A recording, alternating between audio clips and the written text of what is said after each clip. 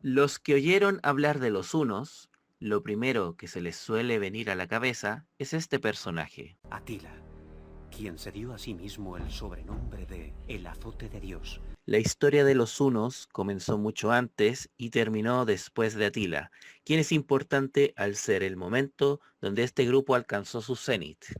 Los hunos son interesantes al ser el primer pueblo turco-mongol que apareció en Europa, donde estaba el Imperio Romano junto a los pueblos germánicos que se estaban asentando alrededor de sus fronteras. Bueno, pues el origen de los hunos es un misterio. La teoría más conocida afirma que cuando la confederación de los Xiongnu se disolvió, un grupo de ellos emigró al occidente y con el tiempo se les conoció como hunos. De ahí que algunos a los hunos les llaman Xiongnu como si fuesen sinónimos. Las tribus que componen los Xiongnu se separan definitivamente alrededor del año 220 después de Cristo, casi al mismo tiempo que la dinastía Han fue derrocada en China, y las primeras noticias de los hunos son de casi 150 años después.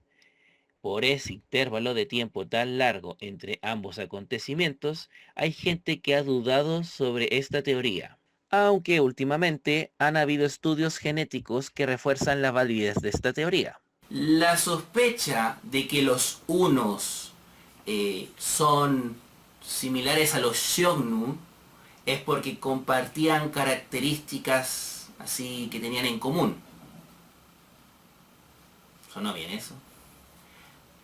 Ambos tenían como religión el tengranismo, ambos les gustaban el oro y las joyas, ambos enterraban a sus muertos en kurganes, ambos utilizaban las yurtas, que eran estas viviendas móviles. Y con esto de las yurtas vamos a decir algo sumamente importante. Al ser viviendas móviles, quiere decir que eran nómadas, porque se iban desplazando de un lado a otro. No se quedaban fijos en un lugar y hacían asentamientos como tipo aldeas, pueblos, ciudades. No. Y al ser completamente nómadas eran desarraigados. Es decir, que no tenían ningún vínculo afectuoso con su tierra. Que es lo que le pasa a la gente que es sedentaria.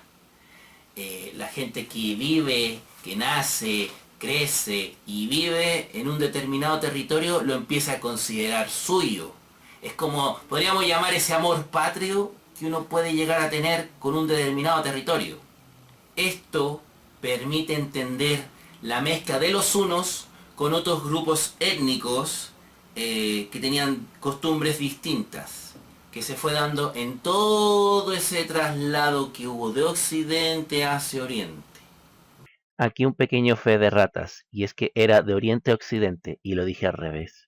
Me equivoqué, perdón. También criaron caballos para sus guerras y también montados en ellos disparaban sus arcos, los cuales eran recurvados y modificados para apuntar desde el caballo. Eso de que hacían todo desde los caballos excepto dormir, puede deberse a que sus calzados no les permitían pelear a pie y ni siquiera caminar bien. Aunque bueno, se exagera con esto. Los hunos, al igual que otros pueblos turco-mongoles, usaban estribos, los cuales al parecer se inventaron en la India y más adelante se conocieron en China. Al principio eran como unos paños amarrados a la silla de montar, que después el jinete se los amarraba en los dedos gordos de los pies. Con el tiempo fueron evolucionando hasta ser de metal con forma de arco, del tamaño suficiente para que el jinete pudiera meter la patita, o el pie, como quieran decirle, en ellos. Pero ¿por qué son importantes los estribos? Porque después del carro y la silla de montal fue el invento que revolucionó la forma de entender la guerra.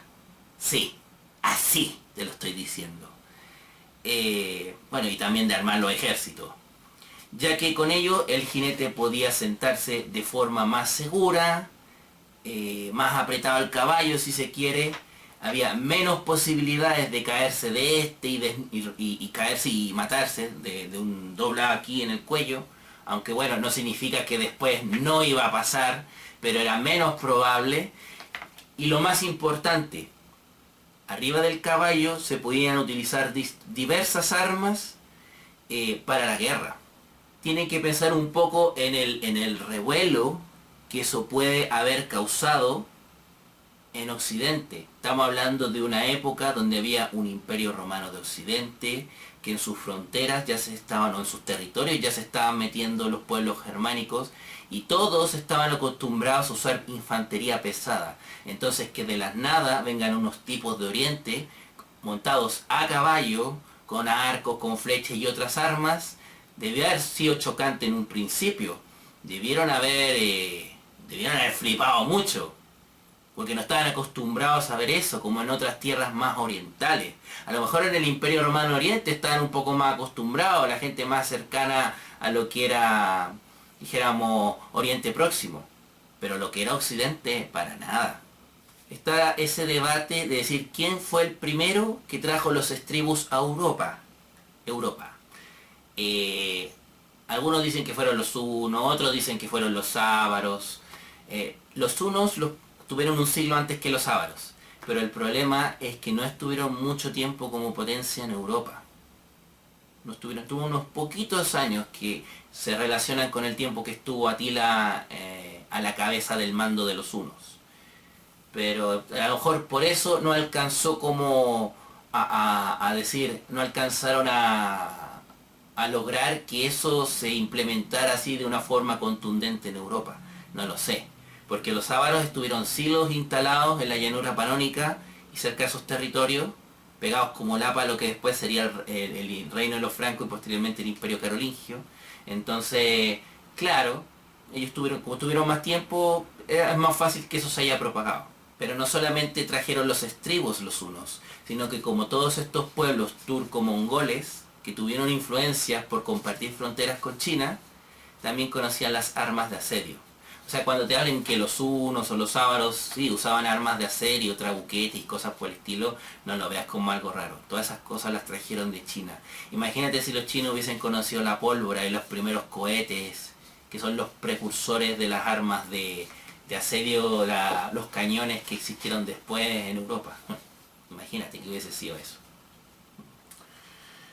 Los hunos, a pesar de todo lo que hemos hablado, también tenían sus particularidades, claro. Por ejemplo, ellos no cocinaban carnes, sino que la maceraban debajo de las sillas de montar. Se deformaban los cráneos, o sea, se les deformaban con unas vendas para que les quedaran así como más cono. Se achataban las narices, también con vendajes, y eso lo hacían los que tenían distinta capacidad de mando, ya sea en los clanes, en las tribus, para decir que estos son los que mandaban dentro de cada tribu o dentro de cada escalafón que existía dentro de esta confederación de tribus, porque eso era lo que eran los hunos. ¿Ya? Cuando fallecía alguien, se hacían cicatrices con su espada. Eso creo que en alguna película se ha visto, se ha mencionado. Eso de verdad pasaba, por lo menos eso en las fuentes. Más que nada cuando fallecían sus líderes, los líderes de las tribus. A ver, de que eran salvajes, eran salvajes. Eran bárbaros, sí eran bárbaros. Eran despiadados, eran asesinos así, de verdad. Pero no piensen que por eso eran unos descerebrados. De hecho, sus líderes, por lo general, eran brillantes estrategas en batalla. Atila, por ejemplo, era un gran estratega militar. Era una cosa que a muchos dejó loco en su momento. Y la más importante característica es que funcionaba como tribu guerrera, que imponía su poderío frente a otras por medio de la fuerza. Una tribu vence a otra, la cual se somete a sus restos como vasallos o esclavos y a hacer trabajos como pastoreo, herrería, carpintería, etcétera, etcétera. Con el tiempo surgía un líder que dirigía a todos bajo sus designios, el cual premiaba a sus vasallos con el botín de guerra, y los castigaba con su muerte y la eliminación de la faz de la tierra de su tribu. De ahí que para estos la guerra era importante, porque mientras más victorias lograba el líder, más botín tendría para repartir, y al revés, más derrotas, menos botín. Y de ahí el descontento de los vasallos comenzando sus deseos de independizarse del líder. Esto último también pasaba si el líder fallecía y no se sentían obligados a seguir prestando vasallaje a su sucesor. Con el tiempo a esta confederación, ya,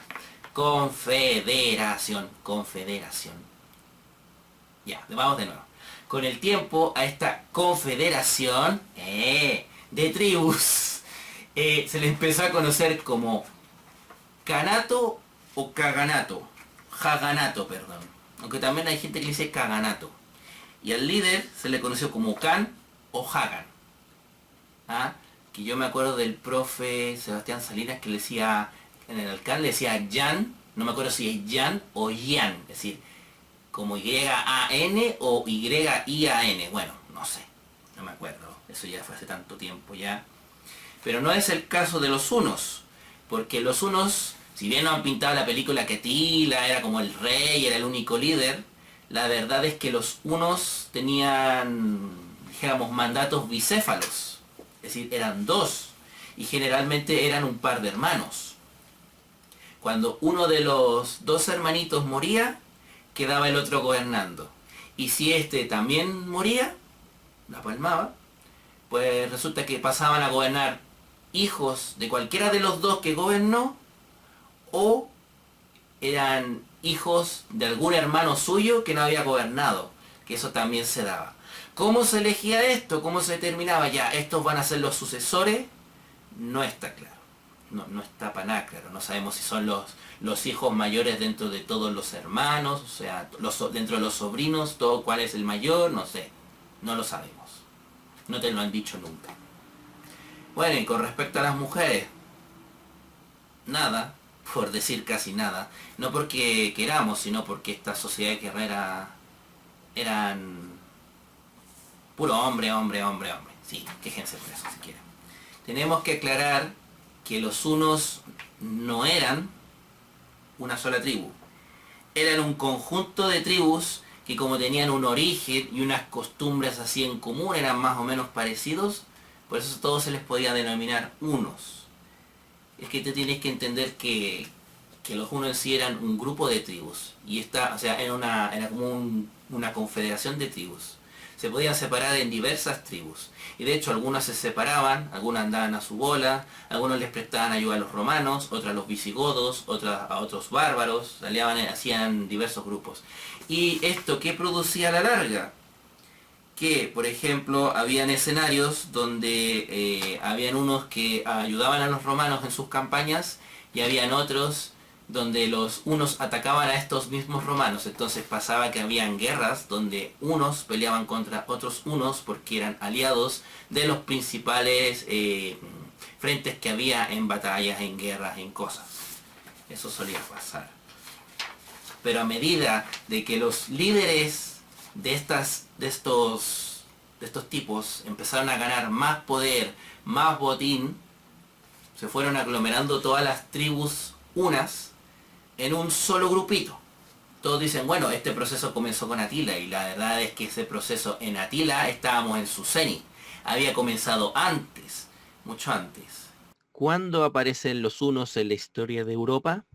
Por lo que indican las fuentes históricas romanas, ya que los hunos no eran escritores, fue por la batalla de Adrianópolis del 378, en esa donde el imperator de Roma Valente murió. No hay claridad en las fechas, pero ya parece que en estos años los hunos estaban atacando a los pueblos que se encontraban a su paso, generando una reacción en cadena donde los supervivientes oyeron accidente, penetrando en los territorios del Imperio Romano de Occidente.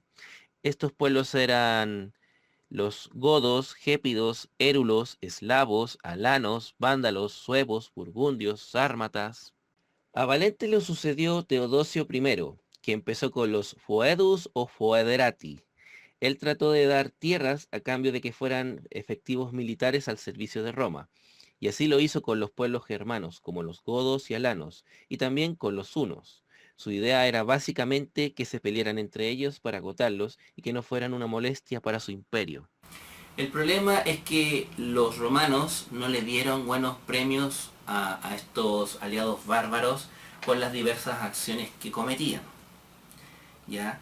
Y eso provocó, esto es bien sabido, que se ganaran enemistades de, por ejemplo, los godos, ¿ah? De ambas facciones que existían en ese momento, los visigodos y los ostrogodos. Ello terminaría derivando este malestar de estos godos que terminarán saqueando Roma en el año 410, algo que no había pasado en 8 siglos desde el saqueo de Breno con el Vae Victis.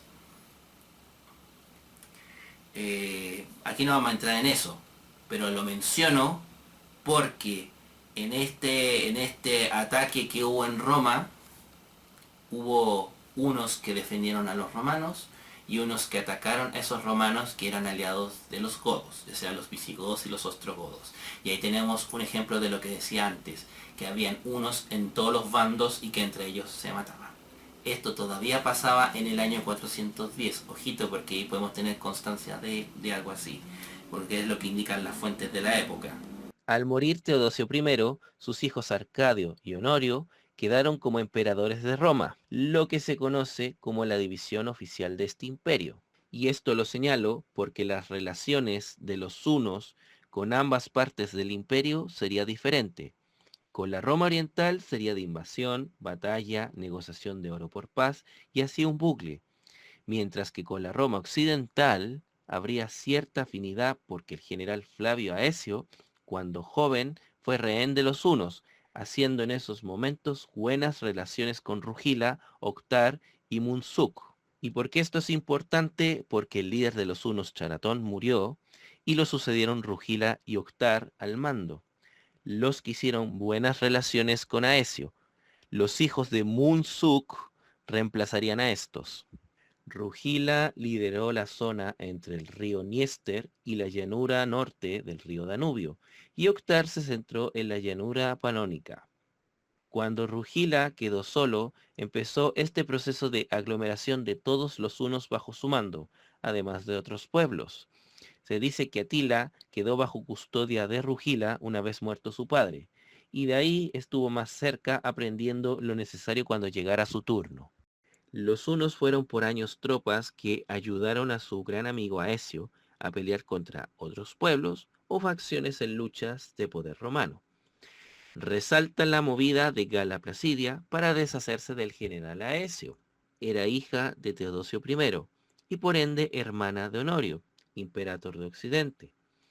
Fue secuestrada por Ataulfo, el rey visigodo, quien después de morir, su sucesor la devolvió con Honorio, quien le obligó a casarse con su prefecto, y de cuya relación salió su hijo Valentiniano, quien después sería imperator occidental. Esto lo digo porque Gala y su hijo serán importantes más adelante. Y la cosa es que Gala Placidia ordenó a Bonifacio que se encargara de que Aecio tomase una siesta perpetua. ¿Ya? Él estaba en Italia. Le ganó la batalla a Aecio, pero por la gravedad de sus heridas falleció. Lo sucedió su hijo Sebastián, o Sebastián, no sé cómo le dirán. Cuando Aecio se enteró, arrancó hacia la corte de los hunos, les pidió ayuda y con su ejército pudo derrotarlo y, digamos, consolidar su posición dentro de Roma. Él era un general, entonces lo que necesitaba era consolidarse como tal dentro del imperio. Antes de seguir con la historia de los hunos, tengo que afirmar que se dividían en dos grupos, unos que son los hunos a secas y los otros son los hunos heftalitas. Por mucho tiempo se dijo que esta división era que los heftalitas eran unos blancos, de tez más blanca, más blanquitos de piel. Y los unos a secas eran más oscuritos, color puerta, no sé, si quieren. Hablando de puerta. No, pero bueno, eso se decía. Pero últimamente también ha salido de que habían unos, dijéramos, que estaban divididos en por lo menos 4 colores que tenían que ver con los puntos cardinales, un enredo así. Pero bueno, de la historia por lo menos se ha estudiado que han habido 2 tipos de unos, así que vamos con ellos. Sobre los heftalitas no encontré mucha información. Curioso. Lo que sí pude encontrar fue que por el año 420 se instalaron por la región llamada la Bactriana, al este del mar Caspio, y donde hoy están países como Kazajistán, Uzbekistán o Turkmenistán.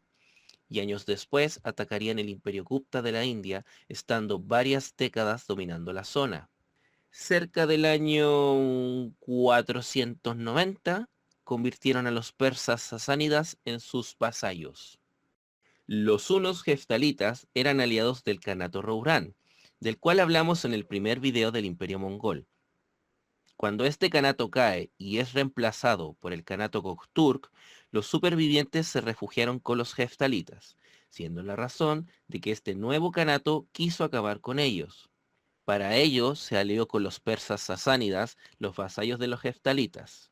Y por esto se dice que el rey persa Cosroes I acordó una paz con el imperator bizantino, el gran Justiniano I. En el año 563, esta alianza de persas y Gokturks destruyeron el dominio de los heftalitas, huyendo los sobrevivientes con los ávaros. De ahí que algunos sostienen que los ávaros tuvieron sus orígenes en los hunos heftalitas, aunque ambos tuvieron sus raíces en los mismos lugares, solo que con siglos de diferencia. Eran algo así como primos hermanos. Volvamos a la historia que llevábamos antes de los hunos. Rugila muere por el 434 y sus sobrinos Bleda y Atila, los hijos de Munsuk, heredan el imperio que forjó. ¿Recuerdan lo que dijimos sobre la confederación de tribus que al morir el líder sus vasallos se rebelaban? Pues eso pasó aquí. Bleda y Atila estuvieron como 5 años atacando a los que se estaban poniendo farrucos con ellos. Desde aquí comenzaría a hacerse la caricatura que todos tenemos de Atila. Si bien era sanguinario y mala leche, cosa que todos los hunos eran, también era conocedor de lujos y de conocimientos de la cultura occidental de manos de los romanos. Esto ya era latente en los tiempos de Rugila, pensando que Aecio fue rehén de los hunos.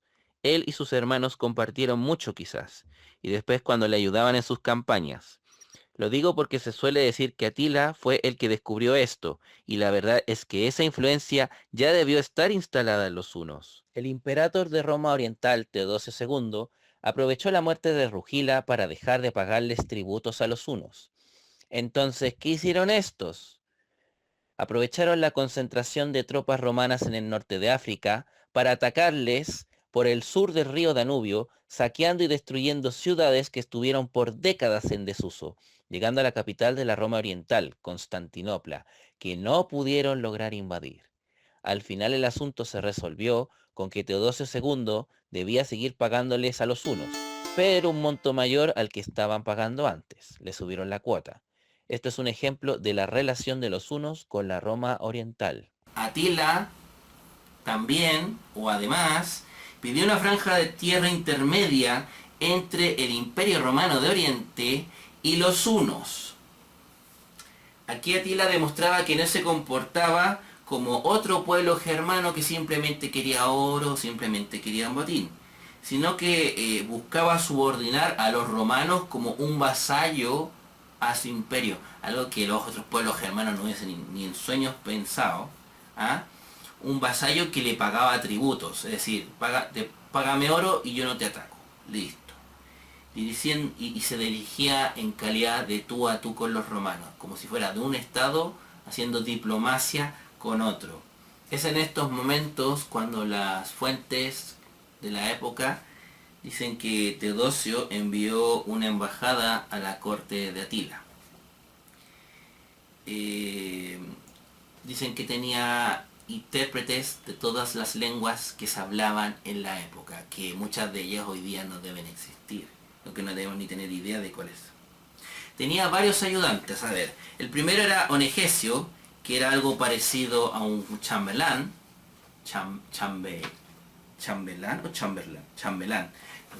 Audacio, que era su médico personal, es decir, imagínate, Atila tenía un médico de cabecera propio. Algo bien curioso para la imagen de bárbaro que uno tiene en la mente, a mí también me pasó. Y Orestes, que le redactaba las cartas y gestionaba su diplomacia. ¿Ah? Y también teníamos a Edecón, que aquí no tengo claro de qué era lo que hacía.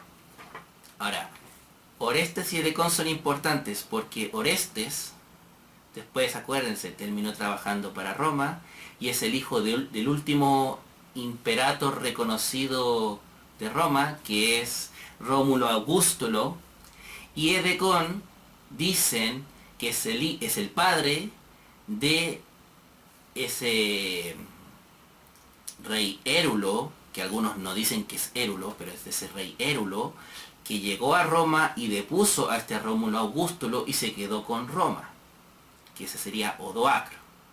Es decir, los padres de los dos tipos que terminaron, digamos, que estuvieron protagonizando la caída del Imperio Romano, estuvieron en la corte de Atila.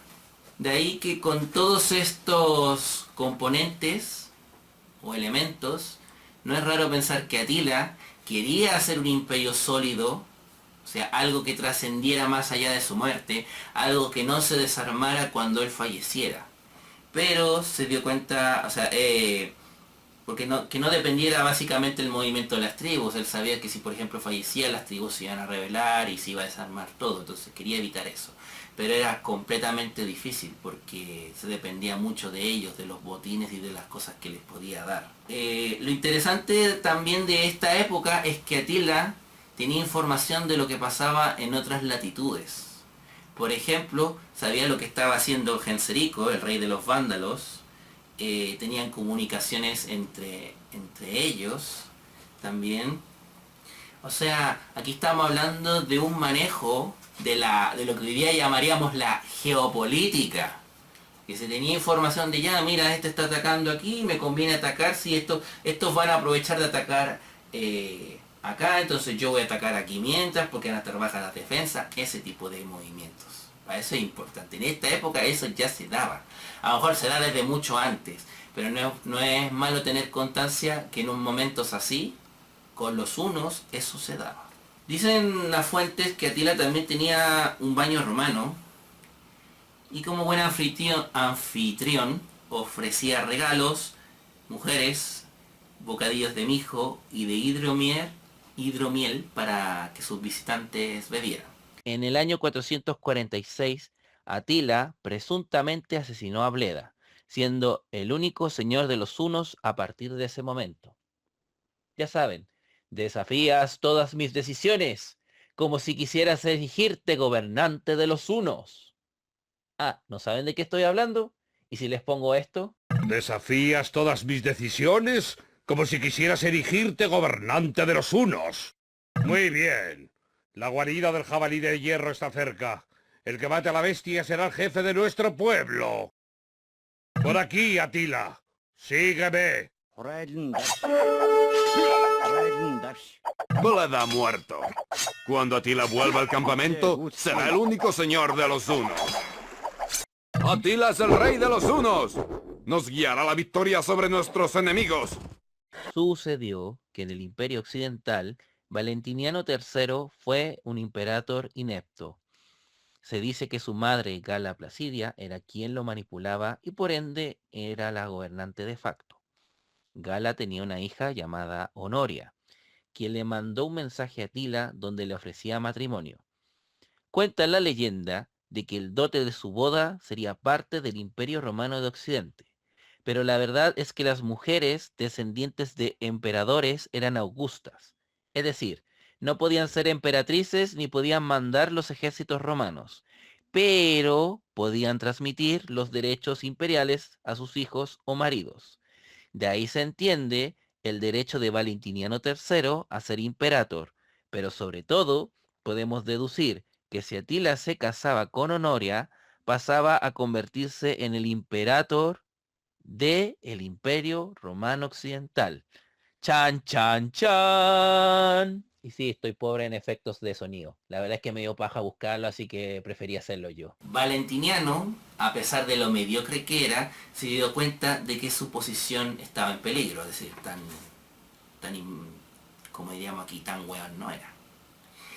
Y mandó a que su hermana fuera confinada a un convento, y se dice que hizo lo mismo con su madre, Gala Placidia, porque pensaba que ella habría fraguado esto del matrimonio. Y de hecho parece que esta fue la última vez que sabemos algo de Gala Placidia, no sabemos cuándo falleció ni nada. Y yo lo digo porque suele ser un personaje de mucho interés para algunas de estudiar. pero sí, es la última vez que se sabe algo de ella. Comenzamos con el final de esa preponderancia que tenía Atila en la escena de Occidente. Muchos creen que con su muerte desapareció su imperio. Yo pienso que eso pasó por todos los problemas, por todas las derrotas, mejor dicho, y problemas también que tuvo derivado de eso, que su imperio comenzó a tambalear, a desaparecer. Y ahora lo vamos a ver con más detalle. Cuando estas confederaciones de tribus comienzan a perder, pierden hombres, pierden botín, y todas las tribus que por ejemplo se alimentan de eso empiezan a desertar, empiezan a rebelarse, empiezan las fracciones internas. Entonces Atila tuvo muchos fracasos después de aquí, desde este momento en adelante. Entonces todo eso fue mermando su posición y ahí la empezó a sufrir. Que encima el problema es que como los hunos adquirían nuevas tribus que habían en el sector y todas eran pueblos germanos que solamente tienen infantería pesada, ¿qué pasa? Cuando tú eres un grupo de caballos y solo vas corriendo, eres rápido, veloz con tus arqueros y tus cosas, tienes que ir bajando la velocidad porque tienes infantería. Entonces eso para el momento del ataque disminuye mucho tu capacidad. Entonces, eso también dicen que puede haber jugado mucho en las derrotas que tuvo de aquí en adelante. Atila, obviamente, se entusiasmó con la idea de casarse con Honoria, así que se puso a atacar las tierras del Imperio Romano Occidental. En el año 451 ataca la Galia, asediando las ciudades de Reims, Metz, Maguncia, Worms, Colonia, Estrasburgo, París y Troyes. Para ello contaba con los gépidos, ostrogodos, érulos y turingios, entre otros, como aliados. Destaca el asedio a la ciudad de Orleans, que duró más de un mes, donde justo al entrar los hunos, comenzando a saquear y destripar gente, llegó Aecio para atacar los desprevenidos, lo que evitó la destrucción total de la ciudad. Esta era importante porque si Atila la tomaba, evitaba el paso de las tropas romanas con las visigodas. Esta fue la primera gran derrota de Atila. Después Aecio decidió hacerle frente teniendo como aliados a los visigodos, francos, burgundios y sajones, entre otros.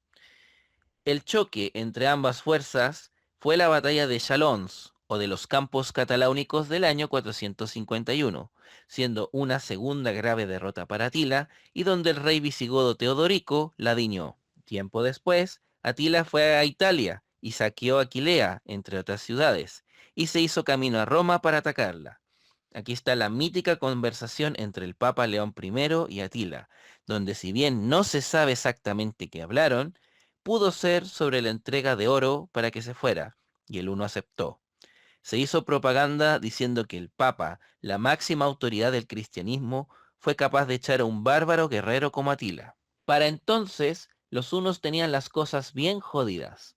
Había una peste que afectaba a los guerreros, lo cual produjo mucha hambre, entre otras cosas.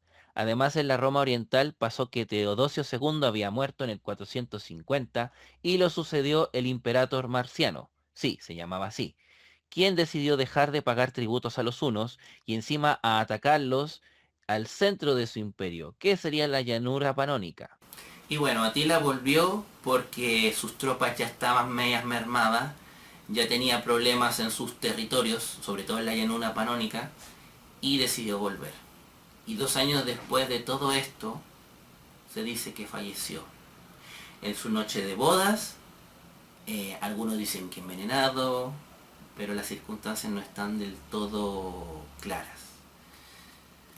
¿Me entiendes? Yo me inclino a pensar, después de todo lo que ya he dicho, que fue porque empezaron las rebeliones internas por todos los problemas que se generaron con las pérdidas de la invasión de la Galia, de los campos cataláunicos, en fin, de Italia. Con todo eso ya empezaron a rebelarse y de ahí lo mataron. Y las rebeliones vinieron de los ostrogodos, de los érulos y de los gépidos. Y bueno, ahí está la parte de cuando esta confederación de tribus se va desarmando y después no queda nada. Vemos aquí el auge y después su caída. Pero la historia de los hunos no acaba ahí. Atila tenía un hijo, su nombre era Elac. Como la salsa creo que era. Hay una salsa que se llamaba Elac, aquí en Chile por lo menos. Quiso mantener el poderío de su padre, pero ya todos habían empezado a rebelar. Todos, estos que ya le había dicho. Y encima sus propios hermanos, es decir, ya ni los hermanos estaban de acuerdo con que él gobernara. Eso tuvo como consecuencia una batalla que se llama la de Nedao, en el año 454, Atila había muerto un año antes. Y con esa derrota ya los hunos como potencia decayó totalmente. Aquí ya borrados del mapa. La llanura panónica, que era como el corazón del imperio de los hunos, fue utilizada por los gépidos hasta que fueron desplazados de ahí un siglo después por los ávaros. Eso ya lo veremos en el video de los ávaros. ¿Entienden? Elac tenía dos hermanos, Denkisik y Ernak, que se repartieron los dominios restantes de los hunos, lo que iba quedando, lo que era ya más hacia el oriente. Dicen que el primero murió atacado por el Imperio Romano de Oriente, que más tarde se conocería como Imperio Bizantino, y el segundo se desconoce cómo la viñó. De este que no sabemos las circunstancias de su fallecimiento, se divide lo que dominaba entre sus dos hijos. Que ahí ya se empezaron a dividir estos unos en utrigures o utriguros y cutrigures o cutriguros, ¿ya? Instalándose al oeste del Mar Negro, que más o menos donde hoy es Ucrania, creo, si mal no recuerdo. ¿Sí? De estos últimos saldría en el 559 un caudillo llamado Sabergán, que cruzaría el río Danubio, la frontera norte del Imperio Romano de Oriente, saqueando territorios hasta llegar a Constantinopla. Este imperio se defendió haciendo la alianza con los ávaros y mandando efectivos militares bajo el mando del gran Belisario, quien en la batalla de Melantías o Melantias les dio una paliza brutal. Con el tiempo, estos remanentes de estos hunos en el siglo VII, junto a otros primos hermanos como los onuguros y sabiguros, terminaron formando lo que con el tiempo se conocerían como los búlgaros. Y bueno, este fue el video de hoy, espero que les haya gustado. Cuídense, que estén bien, nos vemos, adiós.